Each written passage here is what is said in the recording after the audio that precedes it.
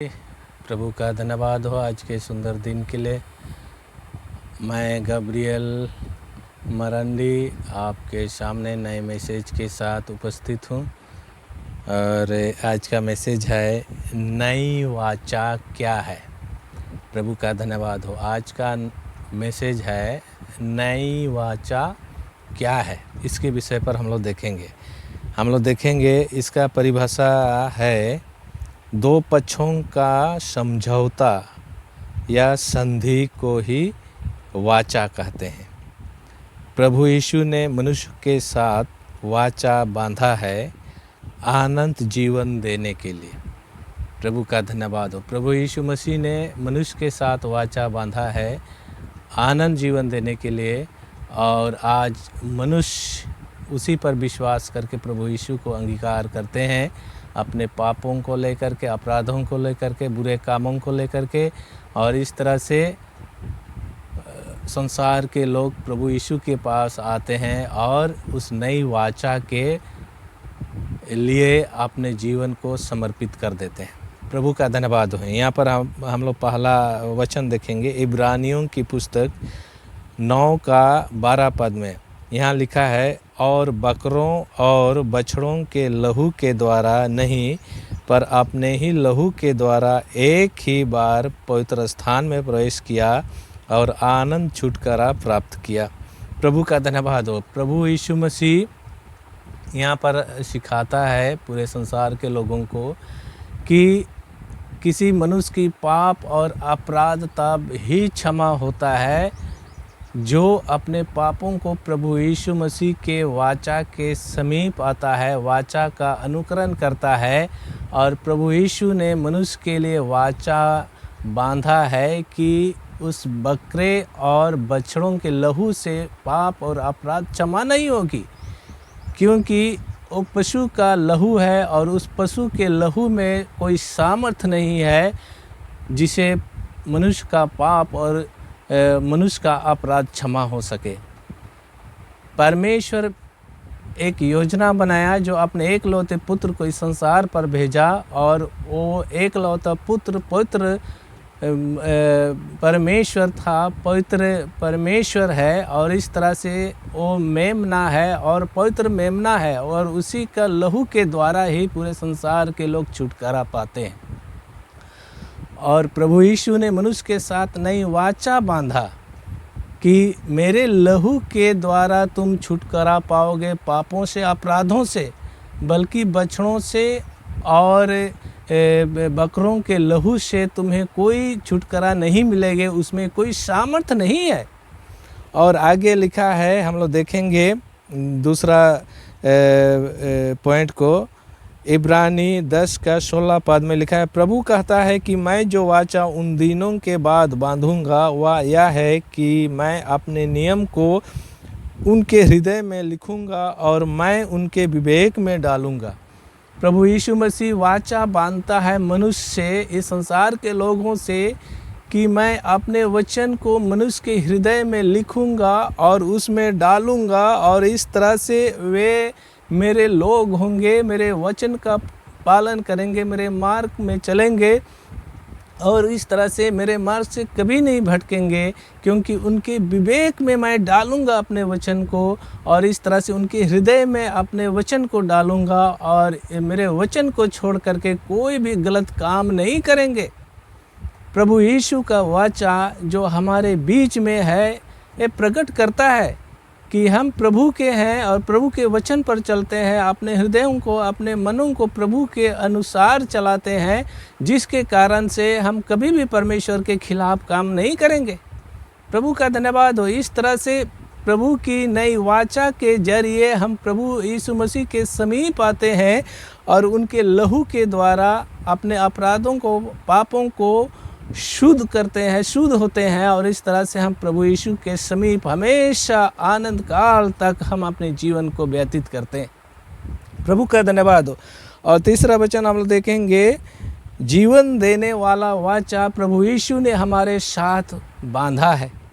दूसरा कुरिन्थी 3 का 6 पद में वहाँ लिखा है, जिसने हमें नई वाचा के सेवक होने के योग्य भी किया, और शब्द के सेवक नहीं पर आत्मा के सेवक हमको बनाया, क्योंकि शब्द मरता है पर आत्मा जिलाता है। प्रभु यीशु मसीह का धन्यवाद हो कि प्रभु यीशु मसीह ने नई वाचा के सेवक होने के योग्य हमको बनाया। जो प्रभु यीशु मसीह ने हमारे साथ जो वाचा बांधा है, उस वाचा के अनुरूप, उस वाचा की योग्य हमको बनाया, ताकि हम अपने जीवन में प्रभु यीशु मसीह का वाचा को पूरा होते हुए हम देख सकें।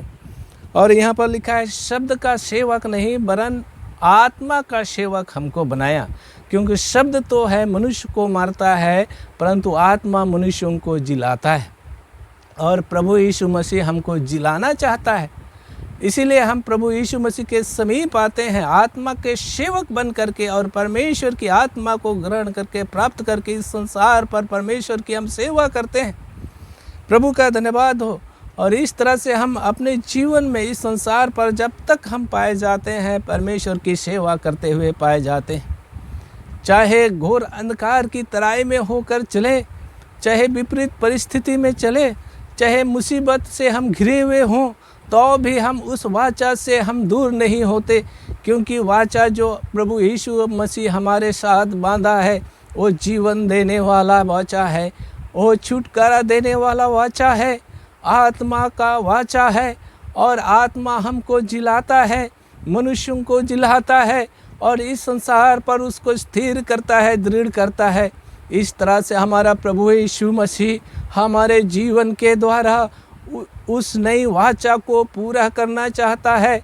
और इस तरह से इस नई वाचा को हम परमेश्वर के वचन के अनुसार इस संसार पर हम पूरा करते हैं, क्योंकि हम इस संसार पर यीशु मसीह के बगैर निर्बल हैं, कमज़ोर हैं।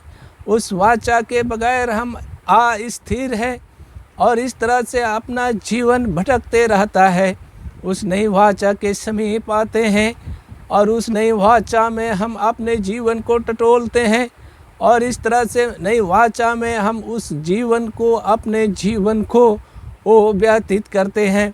हम अपने जीवन को लगा देते हैं जीवन भर इस संसार पर, और इस तरह से हमारा जीवन सुखमय जीवन हो जाता है, क्योंकि हमारा प्रभु यीशु मसीह नई वाचा के जरिए हमको परमेश्वर के साथ मेल मिलाप कराना चाहता है। प्रभु का धन्यवाद हो। इस संसार पर प्रभु यीशु ने हमारे लिए एक अच्छा काम किया है, उत्तम काम किया है, जो प्रभु यीशु ने हमको दिया है। और प्रभु यीशु के बगैर इस संसार पर हम वो नई वाचा का पालन नहीं कर सकते, और इस तरह से अपना जीवन एक भटकमय जीवन हो जाता है, और कभी भी हम सुखमय नहीं रहते। प्रभु का धन्यवाद हो। इसलिए नई वाचा के समीप आने का जब हम प्रयास करते हैं, मनुष्य आता है, तो उनका जीवन सुखमय हो जाता है, और इस तरह से उसका जीवन हमेशा के लिए परमेश्वर के आशीष से लबालब भरा रहता है। प्रभु का धन्यवाद हो।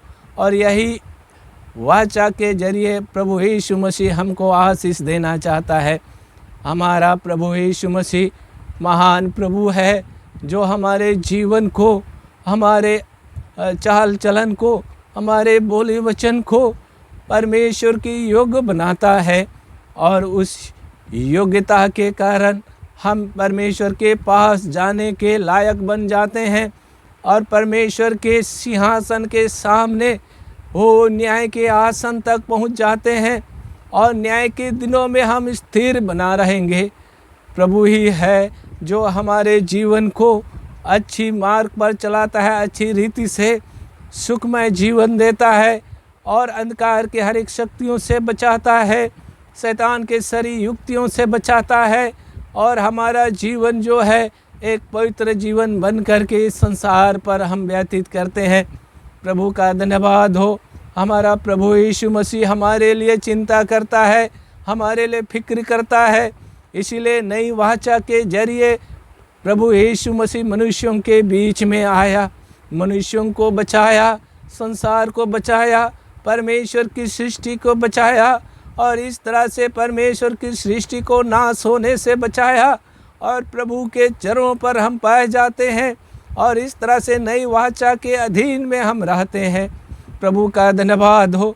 उस नई वाचा के जरिए इस संसार पर जब हम रहते हैं तो नई वाचा के जरिए हम अपने जीवन को व्यतीत करते हैं। प्रभु का धन्यवाद हो। प्रभु हमारे जीवन में हर पल हर घड़ी विराजमान रहता है। प्रभु इस वचन से आप सबों को आशीष दे।